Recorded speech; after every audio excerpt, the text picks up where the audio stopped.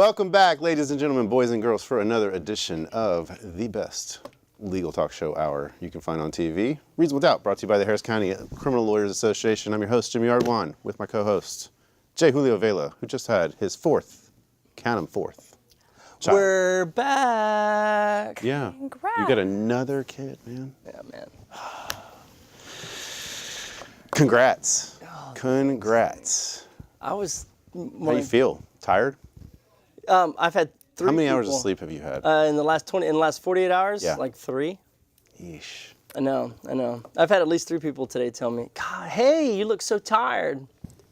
Well, if you doze off. Yeah, there you go. We can do this for this one. That's right. You know, We can weekend at Bernie's you and just leave those on.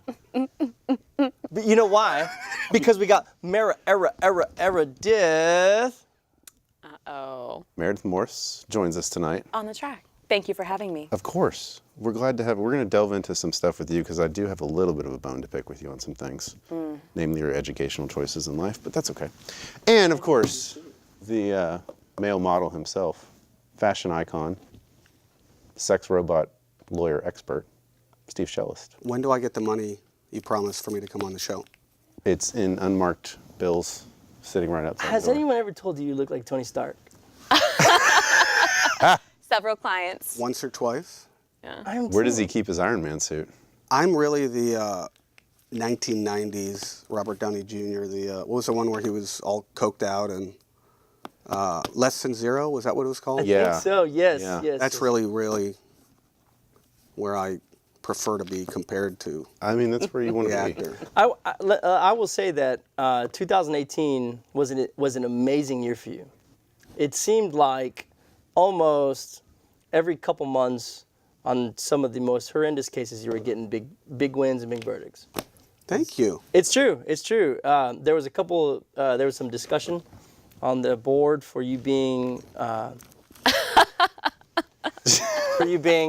top lawyer of the year and getting all the things.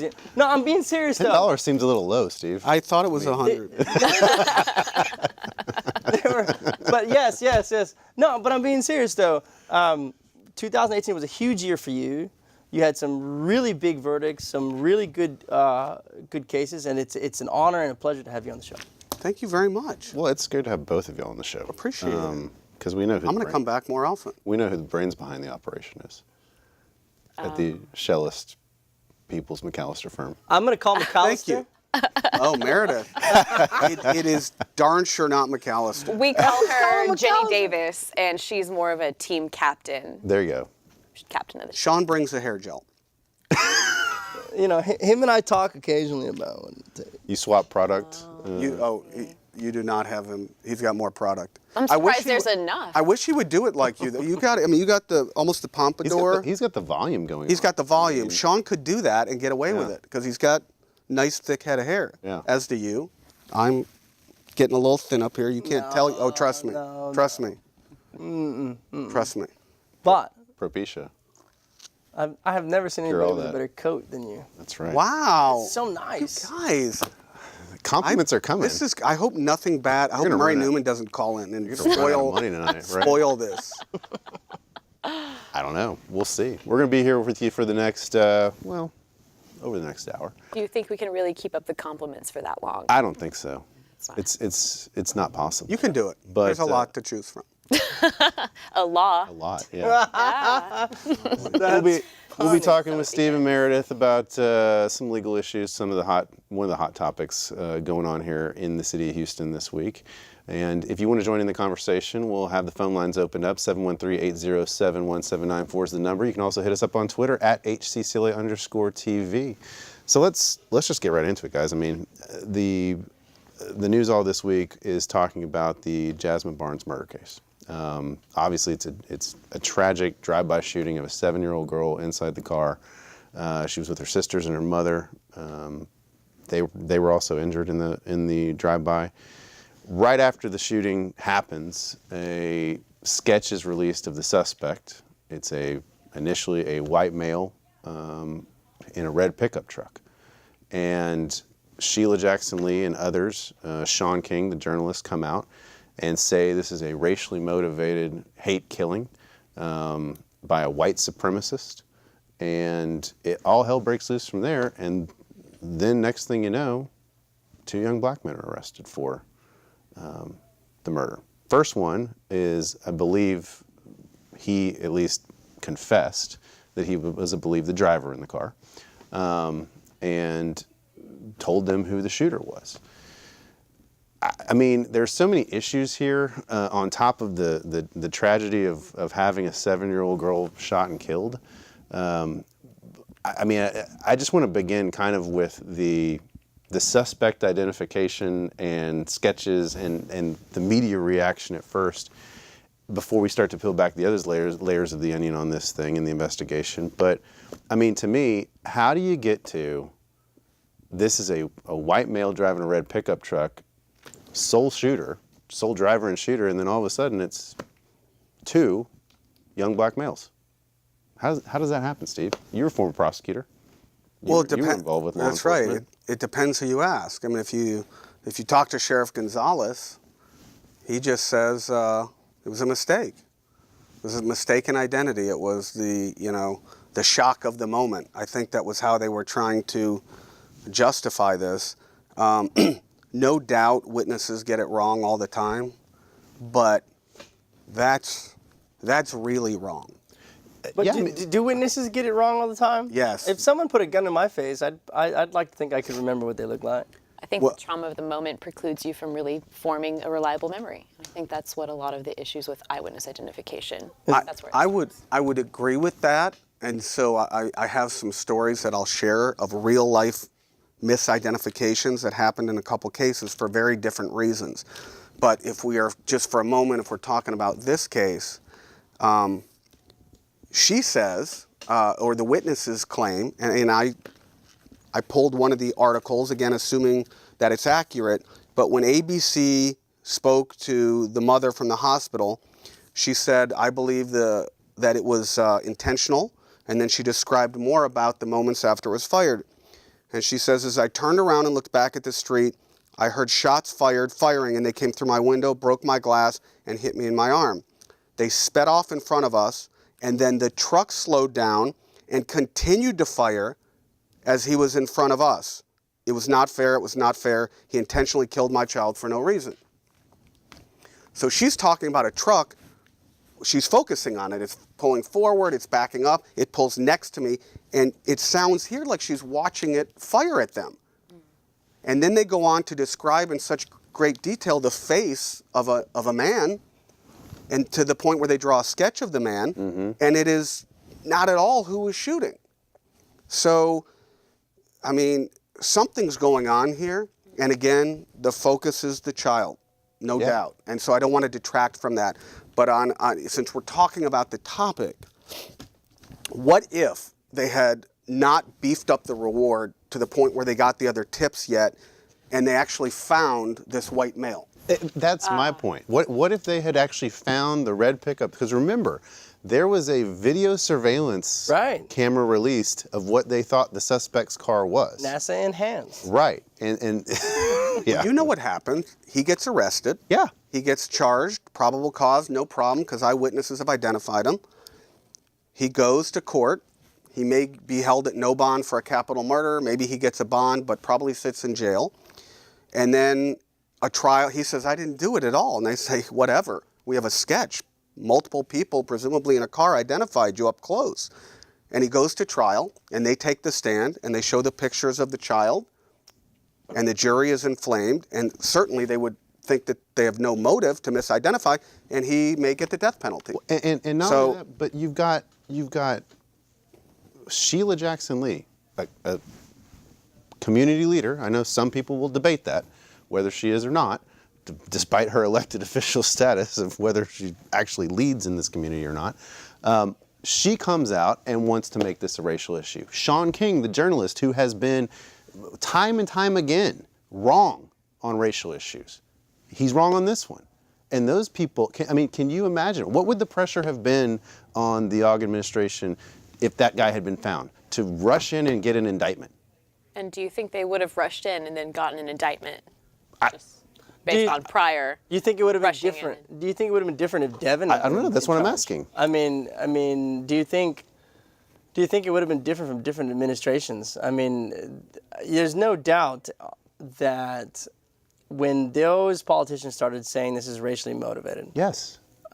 the pressure that was. Do you think it would have been different from prior administration? Or do you think Ogg handled this correctly? I don't know. I mean, thankfully, the district attorney's office, I don't think, really had too much to do at that point, because it very quickly became evident, fortunately, through the law enforcement investigation. But I mean, like you're saying, Steve, what if they had found that guy? You mentioned the journalists, you mentioned community leaders. Is anybody else at least bemused by the role of social media in this investigation? I agree. I mean, that. And look, they all serve to fan the flames of this stuff. We've already got kind of a powder keg in this country as it is when it comes to race relations, right? So, look at what happened with the with several other cases. What was it? The Denny's case. I mean, there was racial overtones in that case. In the Denny's case, every non-white was rooting for conviction. Right. It was throughout the courthouse. I mean, it really was. I mean, I'd go through and I'd be like, "Hey, what's going on? Oh, I hope he goes down." Right. Every white was, "Oh no, well, it's a not guilty. It's a not a murder." These racial tensions are very palpable and real. Yeah, they are. They are very real. So let me ask you this: how does the attorney, or how have y'all experienced, or anyone, I mean, dealing with this type of media and this type of hype on such a nationally recognized case? How do you deal with that? I mean, you've had a number of pretty high-profile cases. How do you deal with the media in these kind of situations? Yeah, I mean, look, the Denny's case was interesting because the first time around he was almost acquitted. Right. Yeah. So everybody said, well, he can't get a fair trial in Harris County, and everything was, everyone's crazy about it in the audience. It was a packed courtroom, and the jury almost walked him. I think once you get 12 in the box, I believe you're pretty much somewhat safe, meaning I've tried a lot of cases, and juries don't always go my way, but they usually get it right. They really do. And, they usually can block out what's going on and try to get it right. But everything leading up to it is a circus. Mm-hmm. I don't think the DA's office did anything in this particular case that was wrong, but I just don't understand why law enforcement didn't come out and say, look, we have a person of interest. Right. That's different, right? This guy, this little activist, I don't know what his name is, the kind of short guy. He was on the Isaiah Factor with the lawyer. I don't know what the activist's name is. Yeah, I can't. This guy, he was the one banging his fists on the table, and this is, racially motivated, and this is a hate crime, and so Isaiah tried to kind of corner him on it and say, well, what do you think now? And he would not apologize. He wouldn't back down. It was all these excuses and things. But I mean, this is the society we live in now. And everyone, law enforcement is under pressure, I guess, to solve these things quickly. But at what cost? What would it have hurt? Well, but going back to your point about social media, Meredith, and the role it played, doesn't that tie into the pressure on law enforcement and the DA's office to solve these quickly? Because we live in a world where it's, you get instant gratification. You have instant recognition, or something is instantly out there. It ties to both the pressure that's put on law enforcement and the district attorney's office to solve it, and it also contributes to kind of the static of misinformation that law enforcement's dealing with when they're trying to investigate. There's a lot of people attempting their own sort of vigilante endeavors on identifying this person. Especially when you incentivize some sort of tip, it's going to take law enforcement longer to wade through that. Now, I mean, it's both a benefit and a burden, I suppose. Let me ask you this: how do you reconcile the witness identification to the arrest? How does one do that? Well, what do you mean? The fact that they ended up arresting someone completely different? Yes. Well, let me just say one thing before we move past the topic.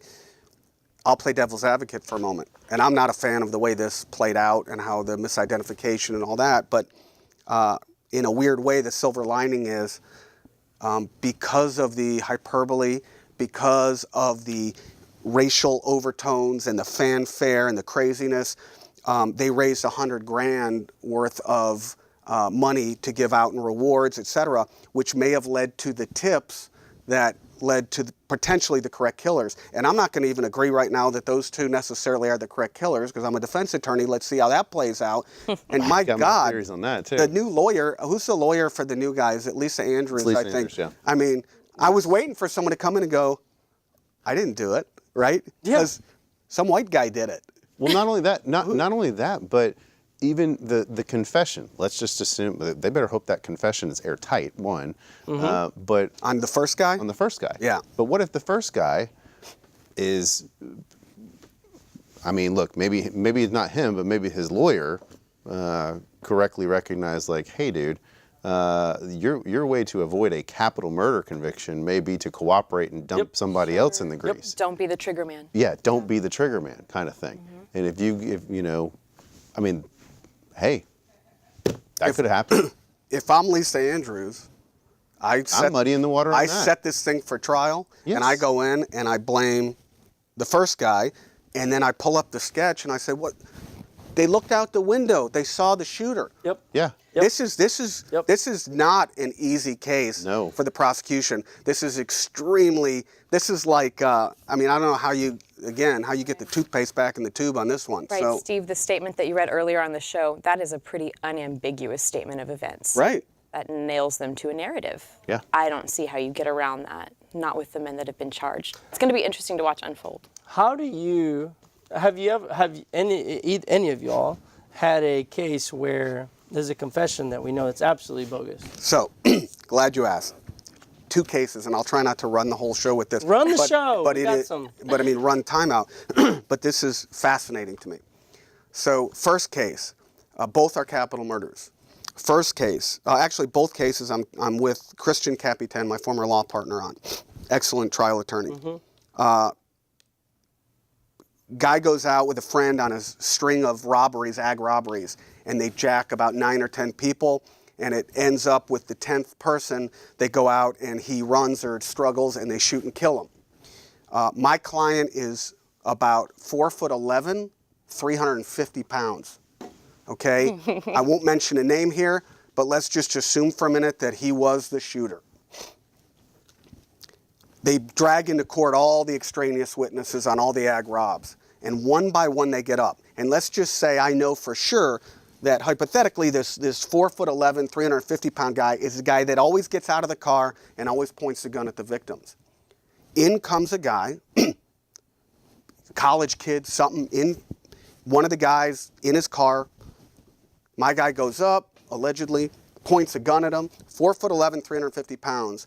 The guy gets on the stand, and so the prosecutor says, can you please describe the person who held the gun to you? Yes, ma'am. About 6'2", 6'3", thin build. Now, I'm looking at Christian and going, the guy's 4'11", what? The point was, oh my God, for once I knew what the real truth was, but over here, the witness is actually helping us, but he is so far off. And there were 2 or 3 other witnesses that did that. Now, again, that goes back to what Meredith said with the shock of the moment, etc. That was one case. Okay, that was a hung jury. Why? Because we argued that he wasn't the guy. It was other case. Didn't go to trial, but you have this is more tied in with the current case. You have a couple and their son. And this was back in the 90s. This was a cold case that we inherited later on. In the apartment, the door gets kicked in walk a bunch of masked men. They tie up the husband, beat him up. They rape the mother. And one of them takes their masks off, and the 8-year-old boy sees it, so they kidnap the boy. And about a month or 2 later, and the police go and question the parents. We want to find your boy. What happened? We don't know. They came in, they did this. Who are they? We don't know.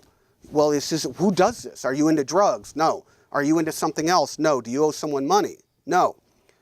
A couple months, they don't find the boy. A couple months later, bones wash up on the shore of some water, a lake or a pond in Baytown. And turns out to be the 8-year-old boy. Case goes unsolved.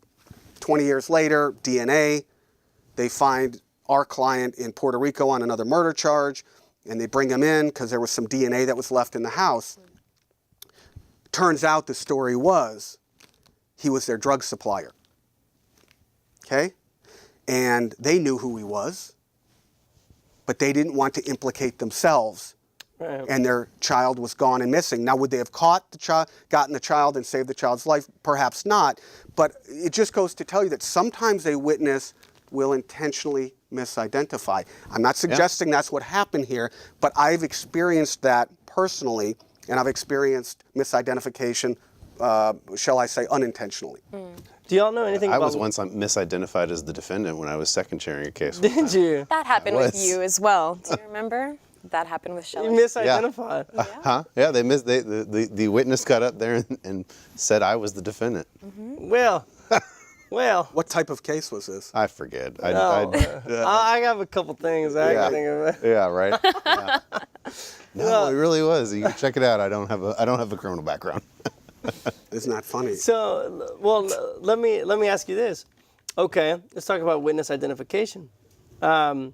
For the individuals that were arrested in this current case that's going on, did the witnesses provide a lineup? Were they pointed? Do you know if they pointed out some? Obviously, I guess they didn't, because they would have pointed out a white guy with the hoodie and such, but they didn't.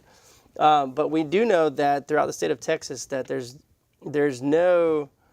recommendations, my understanding, but not a standard procedure throughout that says how a lineup should be governed. Do you know anything about that? Well, they can't do a lineup here. It would kill their case. Sure. What are they going to do? March two African-American males into this lineup or photo spread and say, are these the guys? Yeah, those are. Well, what happened with the white?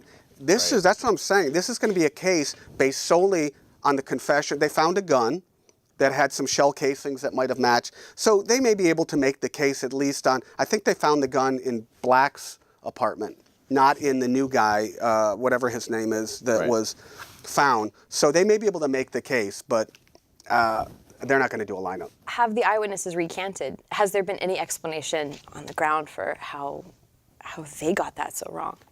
No. I think the only thing that you can rely on is that it would be a traumatic event for anyone, but especially to be so emotionally adjacent to the decedent. Yeah, but like you said, it's so hard to put the toothpaste back in the tube. I mean, how do you do that at this point? I mean, if you're the prosecutors and you put them up on the stand, how do you can't undo that statement? You know what they're going to do. They're gonna do the only thing they can do, and I think Berg or somebody was on the news or someone was talking about it. The only thing they can do is get up there and go, it was shocking. They'll backpedal. It was shocking. They'll woodshed their witnesses and say, Joe, and help them. Are you sure that's what you saw? What I hope. Let's be fair though. None of us have seen or listened to the witness statements. We're relying upon what the media has written and what Gonzalez has put out via... Well, no, I do believe she gave at least one interview to one of the television stations while she was in the hospital. And that's the one that I think I read, but I didn't hear it.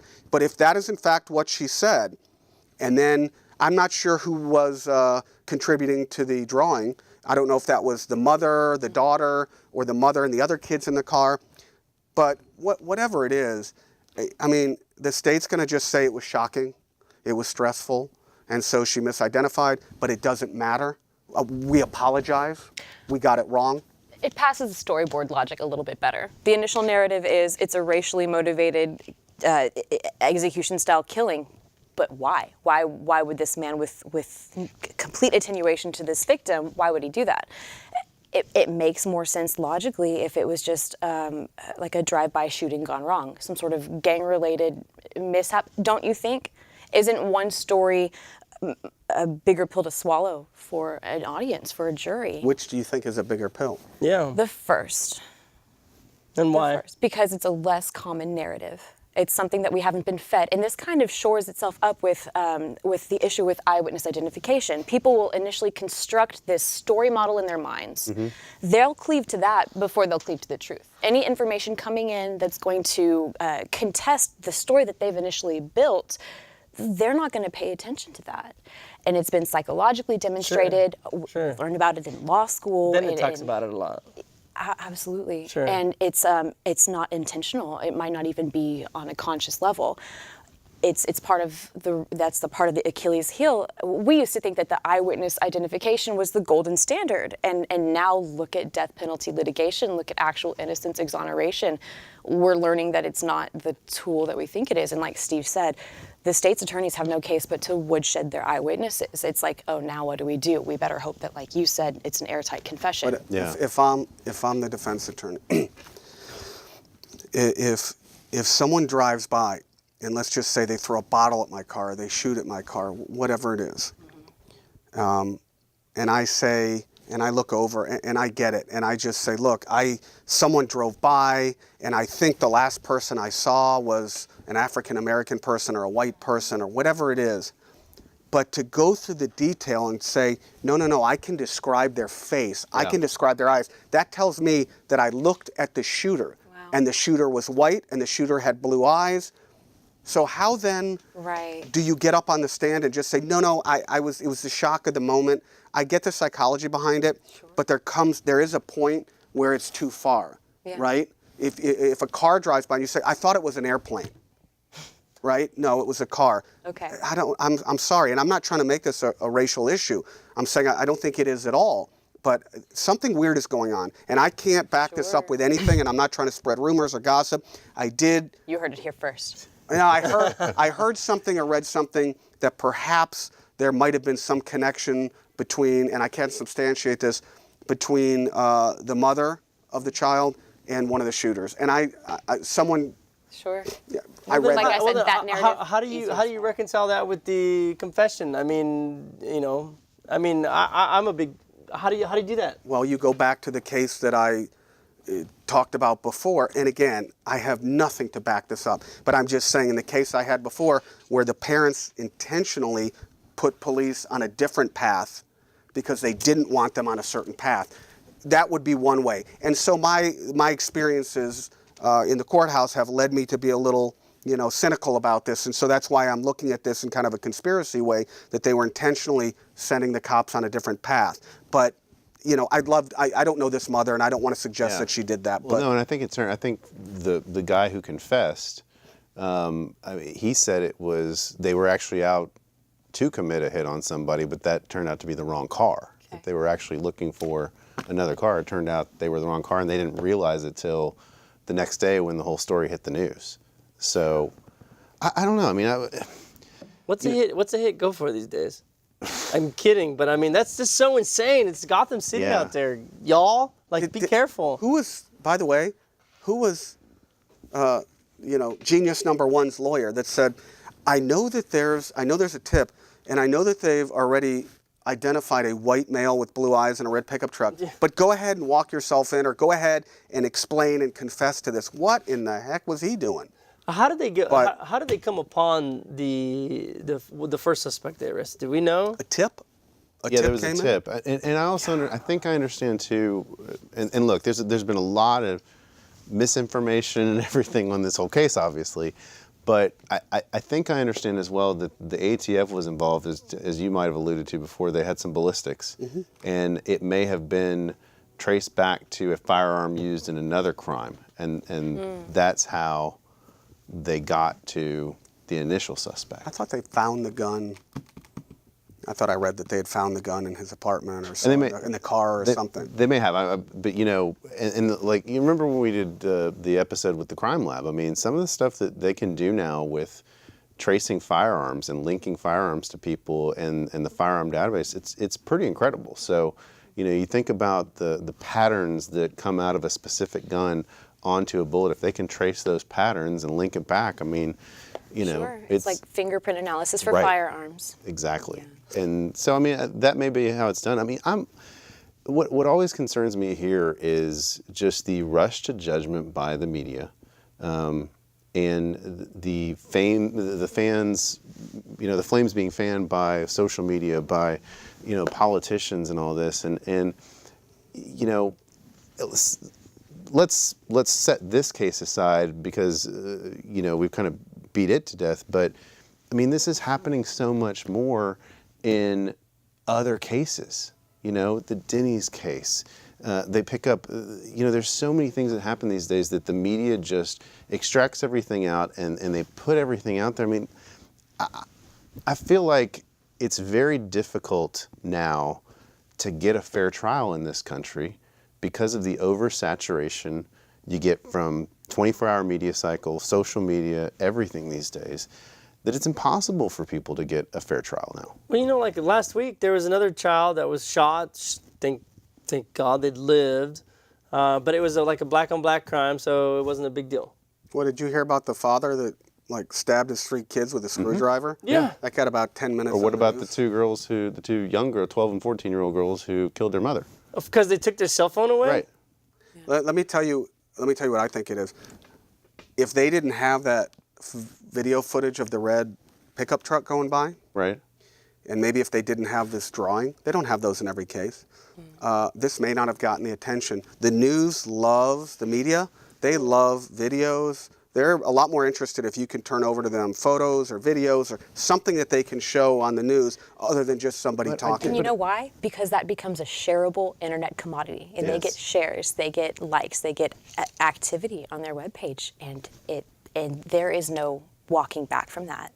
Right. We've crossed that Rubicon. But in this case, right, you're absolutely right. But in this case, you had it even further. I mean, you have a 7-year-old girl being shot to death, and then you have DeAndre Hopkins, sure, Pro Bowl wide receiver, maybe the best wide receiver in the league, coming out and saying, "I'm going to donate my playoff game check to helping solve this."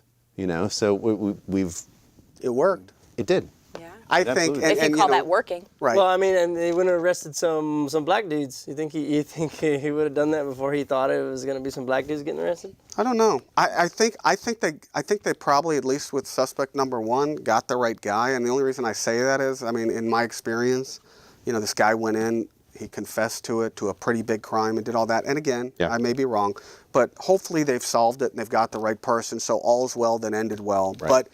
But it could have gone much differently. Could have. If they had arrested someone else. Right. And I point out too that I either Facebooked on this or put on my LinkedIn or something, but I mean this misidentification thing, believe me, it hurts the African American males much more. For sure. You know how many guys are in prison that were probably misidentified? Oh, it was that guy, I picked him out. I've seen that happen way more.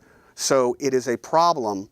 And, the thing that I think we need to take away from this is not to take anything away from the little girl that died and her family, and thank God, and hopefully they get some closure on this, but it is that the public that ends up on juries understand that witness identification is not 100% what happened. It is merely another piece to the puzzle, and quite frankly, it may be less reliable than a lot of the other pieces. That's what I kind of hope the takeaway from this is. Yeah. What comes into play for witness misidentification and false confessions? I mean, what are some things that? Because I look back, I think to myself, I say, look, if I think that's the guy that did it. And if I'm someone being accused of something, I'm going to confess to something. I can't think of any rational or logical or any sort of scenario that I'm going to confess to some sort of heinous crime. Well, how and why does that happen? And I want you to talk on that, because not to say we're old fogies on here, but you've been in law school more recently than, for sure, Steve and I. Come on.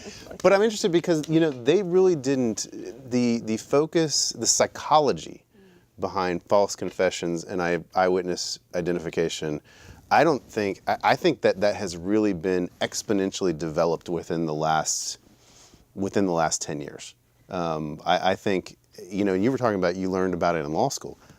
I mean, we kind of vaguely talked about it and kind of did some examples in law school, and the professor would have somebody come in, scream at him, throw a book, and, then run out of the room, and he'd ask, okay, I want you to describe the person that just did that, and everybody got it wrong, kind of thing.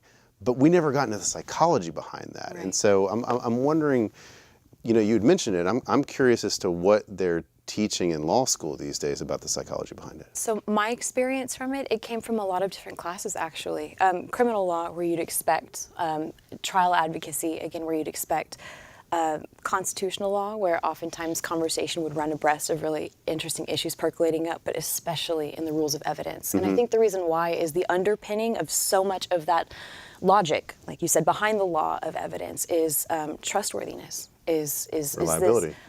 Is this reliable? Eyewitness identification, we are seeing it's becoming increasingly unreliable. And it's for anecdotes like you just mentioned. It's oftentimes not anyone doing it intentionally or on a conscious level. But I think that as it's becoming a bigger issue that science is becoming aware of, it can't help but trickle over into the law as well. And we've seen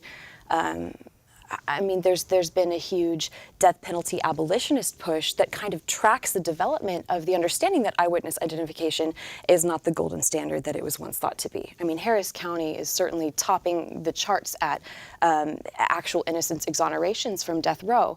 How many of those have been predicated on eyewitness identification? And like Steve mentioned earlier, how many of the recipients of that unfortunate, inexact science were minorities? What would you say are some factors that come into play for misidentification of witnesses? And additionally, what are some things or some factors that you would think that would come into play or that you'd attack as a lawyer for giving a false confession?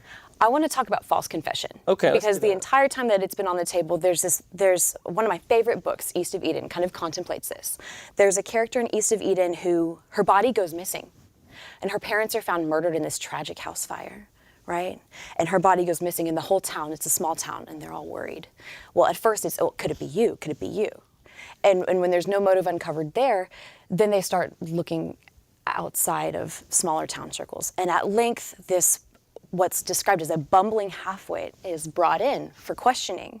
And this man, JV, you mentioned earlier, why would like a logical, like procedural mind, why would somebody give a false confession? Why would somebody confess to something that didn't happen?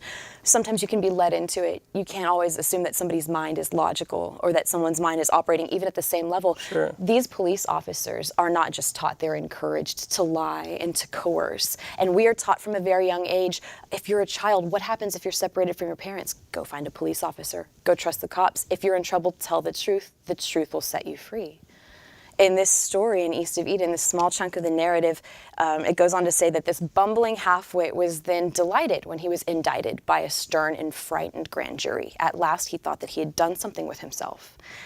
And the passage goes on to elaborate that the judge who presided at the examination before the plea was a man who was so good and pure that he canceled out a lot of wickedness with his life. And the judge revealed that without the proper prompting that this so-called culprit was used to, he couldn't remember whom he had killed, or why, or how, or any attendant detail. So the judge sighed, and he looked at the constable, and he said, "You shouldn't have done a thing like that. The law was designed to save, not to destroy." And we're seeing that a lot with actual innocence exoneration. I think it speaks to false confessions, and I think it speaks to the danger of improper eyewitness identification, which, as Steve pointed out, is becoming kind of an aggressive issue in these sorts of cases. I mean, isn't part of false confessions too just the suspect wants the interrogation to end? Sure. Wow. They want it to be over with. Let me satisfy you. I mean, here it is. Look, Take how care of it. many times have you been in a relationship where you want to end the interrogation and you'll confess to whatever if it stops the inquisition? And first, let me say that's why I hired Meredith. because of what you just heard. For the last, I couldn't have said it that well, but not to keep harping on capital murders, but another capital murder that Christian and I were involved with.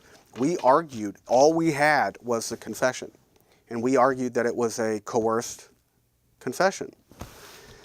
And the jury was out a long time, but ultimately they didn't buy it. But I will tell you what I learned from that particular case. I don't think juries buy that very often. Like you were saying, come on, if you confess, you confess. And I think that's certainly what 99% of the jurors out there will never believe anything differently. But to Meredith's point, I think it happens a lot more often. Police don't just go in and start the tape and say, okay, let's talk now. This shit starts long before when they're in the police car and they're in the hallway and you don't get those tapes. So when this person has been there for 8 hours and all the threats have been made or all the promises have been made and you're now getting the confession. So we know it happens. The problem is people don't like to believe it happens. But I think Meredith is right.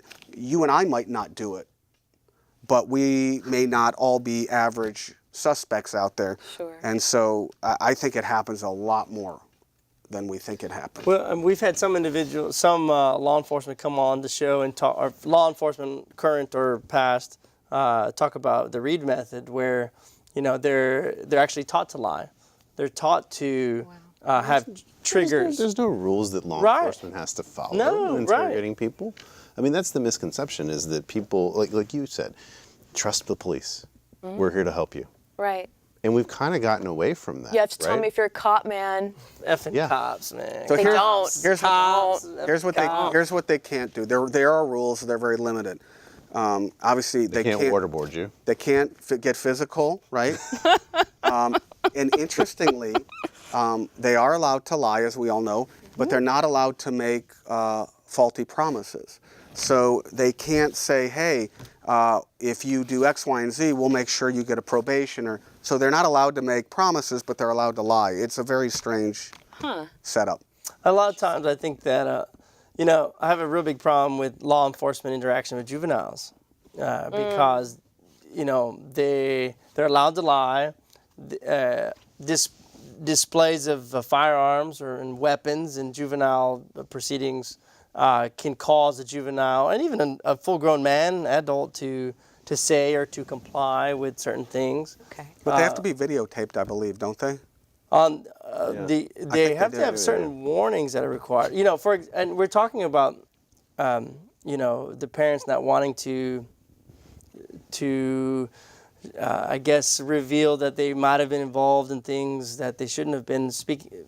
It's this one where I guess the parents were professional athletes, and the son is accused of shooting them, but apparently there might have been some sort of sex ring that was going on. Do you know this? It's all Classic. It Tale was as old as about- time. It's been all over the news. It happened about a block from my house. That's a fact. I think is it Rick DeToto who has a case, or It is Rick's. I think Rick represents the juvenile. He does. God, such a fascinating case. He's being tried as an adult now, from what I understand. I think that's where we're at. I don't know. But God, I mean, are you guys fine? I feel like it's getting tougher these days to handle criminal cases because of the way social media is, because of the way the news reacts to things. I think what we see, I mean, look, you have an entire segment of Twitter that is just dedicated to non-lawyers giving legal advice, you know, and Facebook the same thing. And I feel like there's just so much misinformation out there that it's created it's created amongst people who get into either as jurors or defendants, it's created, you know, misunderstandings coming into the process, preconceived notions about how things should work. And so a lot of them a lot of people, I think, who come into jury duty may not necessarily agree with the jury instructions they get. And then I think there's a lot of people who get caught up in the system, defendants, who have now unrealistic expectations heading into it of how the case is going to proceed or what. And I'll give the perfect example.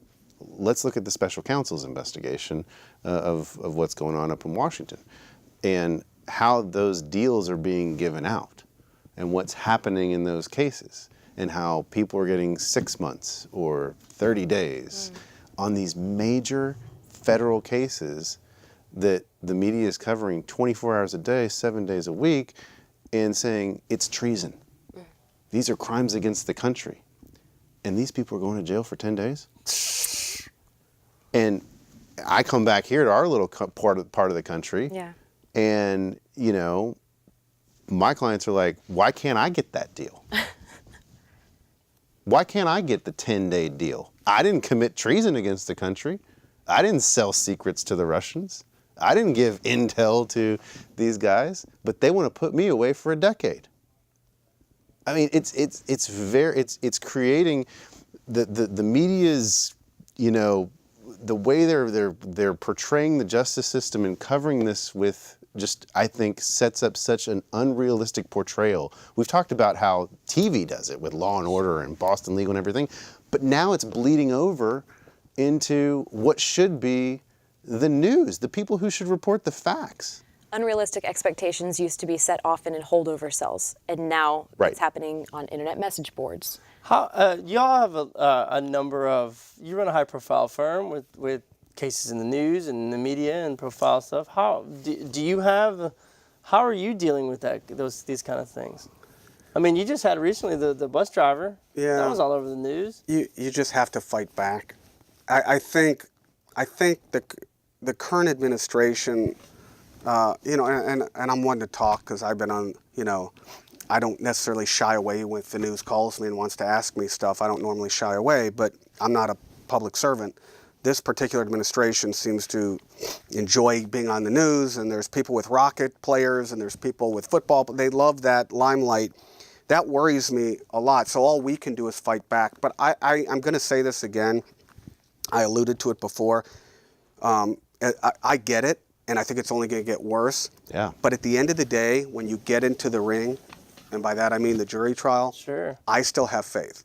I truly believe that when you get 12 people in the box, and you get the judge, and you get the lawyers, and you block out everything else, and you can connect with those jurors, you know, assuming you're somewhat decent of a litigator and you're a trial lawyer, and you got a good judge and you got a good prosecutor, that you can shake all that other bullshit away and you can get to what you're supposed to be there for. I truly believe that no matter how ugly things get on the outside, you can still shut the doors, turn, you know, figuratively, shut the doors, drown the noise out, and try the case. I believe that, and maybe I'm naive. You don't think that a panel has been impermissibly polluted? I just think, I mean, again, I keep saying this, but again, I'm not good at anything. I don't play golf well, I don't play basketball, I can't work on cars. There's so little I can do, but I feel like I can talk to juries and I can try a case. That's it. But yes, when you're in there, the jurors, you can get them to say, come on. I mean, look at the first Denny's case. No, there was more media attention on that than almost anything else in the history of Harris County, and they almost walked this guy. How did that happen? Well, again, I wonder if they almost walked him because of the attention. I mean, it could cut both ways. Again, you're talking about, look at the makeup of the jury, you know? So the media attention could have affected different people different ways. Maybe you're right. You know, I mean, I fear that there's going to be, that we're going to get to a point that communicating with jurors is going to be very difficult. And that we're going to have a very, very, very hard time. How so? Well, I mean, I think that, again, we are so used to now living in a world where we're on these devices. Right. 24/7. You know? I mean, when you're not doing something, what's the first thing you do? Check the phone, check Facebook, Instagram. That's the first thing you do. I don't have an account on either of them. So I mean, if you're sitting somewhere, if you're sitting, you know, watching a speech even, I mean, there's moments where it becomes like, oh, this is boring, I'm going to check out here. I mean, we all do it now. It's like a reaction. Oh, we think Cliff's the only one with the screen in front of him Correct. at the table right now. Yes. But I think what you're saying, what you're alluding to is the new generation of jurors. Right? Okay. So these kids that are going to be jurors in the future, the ones that truly are the iPhone, iPad generation, then we may see a very different circumstance unfold. But I still think we're in a place right now when you get these 30, 40, 50-year-olds on the juries where... See, I'm more concerned about those guys. Really? Yes. They're not immune to the social media craze. They're not immune to the that beautiful glow of the smartphone. They still grew up reading books. They grew up with phones without cords. I think that they can still, you know, again, it's getting harder, but they're still in that moment. I agree with you, but I mean, look, yes, I remember using a rotary phone. I remember using a phone where you had to have a cord that stretched, 20 feet so you could take the one phone that was in the kitchen and walk around the corner to try and talk to people. But literally it feels, given the way technology has progressed, that feels like that we were still riding around in steam carriages. But Shellis, you changed my mind. Because at first I was on Camp Jimmy. I'm thinking, no, they're godforsaken, every last one of them. But I think there's something innate to people, humanity, I don't know. We want to hear stories. At the end of the day, we want to be fed a good narrative. And I think that people are maybe so unaccustomed to a good oral storyteller. We're so used to screens that if, like you said, you shut the doors and pull the blinds and clear out all the static, maybe jurors would be almost more receptive to a talented storyteller. Do you guys use PowerPoints? I use PowerPoint. I don't. I use PowerPoint, used but to. I don't list words. My PowerPoints are primarily photos. or Yeah, pictures if I or do use one, it's images. All right, and I've seen you. I saw you in a federal trial where your PowerPoint was 90% images. Yeah. And I think that might have been where I took it from. That I thought that it was very effective. It wasn't like I'm going to read from the PowerPoint. I'm just going to display an image and go from there. I don't do it unless it's, I don't use them unless it's just images, unless I can weave the story around the images. I don't want people reading what's on the screen and focusing on something else other than the words that are coming Experts would say, and the DAs, I think they're all required to use them now or something. I mean, at least a lot of the trials, they're all using them for voir dire. Sure. Most of them are using for closing. And experts will say, you need to do that. People are visual. They need to see things. I tried it once, and I tried it in a voir dire, and it failed miserably. It's just not me. You just straight orator. But I'm older than all of you at the table, and I think I may have just missed that. It's not, don't get me wrong, my wife will say that I live my life with this to my head, but the PowerPoint doesn't work for me. I have to literally be drilling into the eyes of the jurors on voir dire on every step of the way, and I cannot have a distraction. I need them.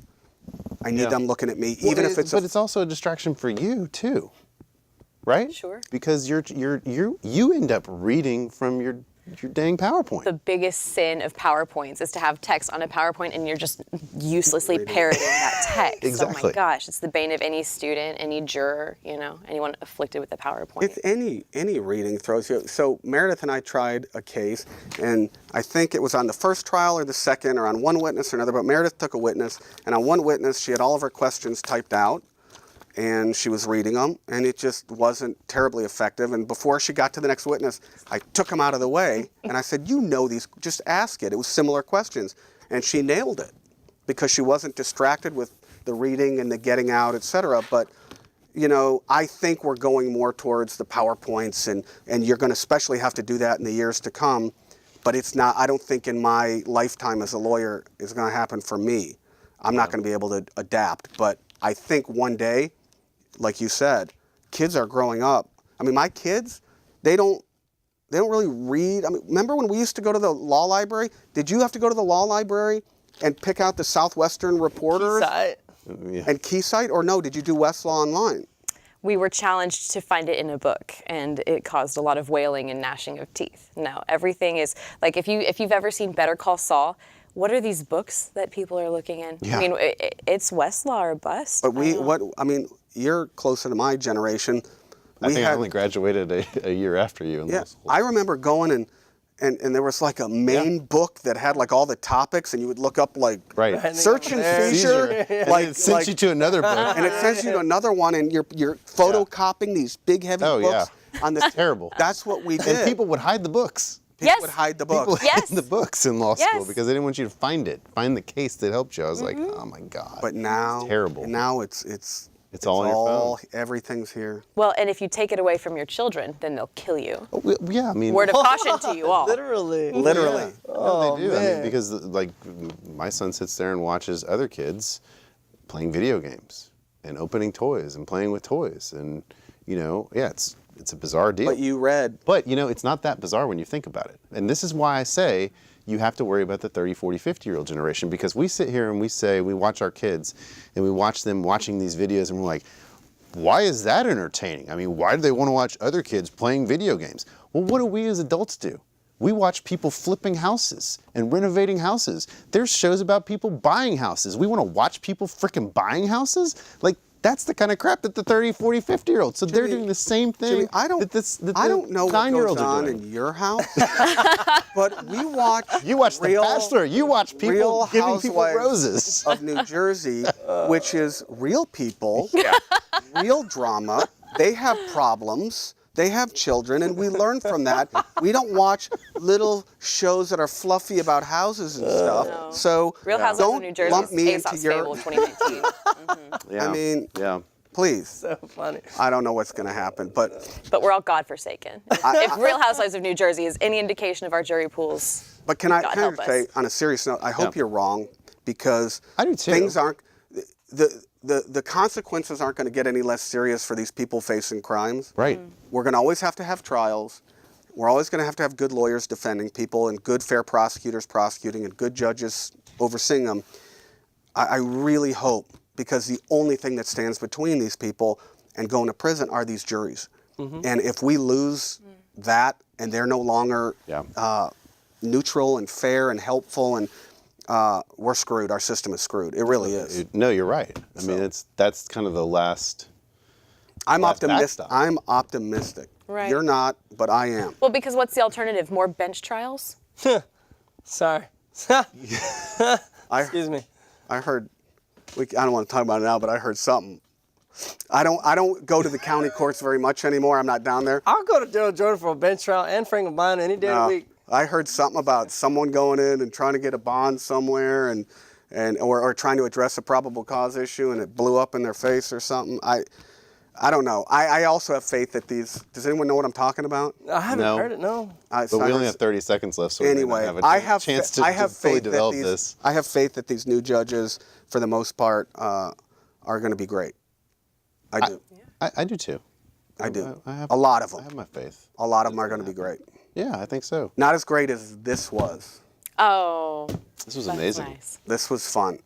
It's mainly because we had the two of y'all on, Such a and we had somebody quoting So literature good. actually. such Like we fun really raised time. we really raised the bar this nice. week. Were the phones unplugged? No, I think everybody was just listening. Yeah, They were so enthralled. riveted that they didn't want to. Yeah, They were so enthralled with y'all's storytelling. this was. This was. This is great. For Tony Starks and Meredith Morris, huh? I'm glad you guys sobered up enough to get on the show. Oh, burn! Gosh, we didn't even get to burn you yet. So you're gonna have to come back. I know. So That's it. You We're managed gonna to escape. we're gonna have Morse of her. more of Morse. Have you ever had a guest that was as articulate though as Meredith? I mean, quoting East of Steve, Eden. we don't even have hosts that are as articulate as her. Hey.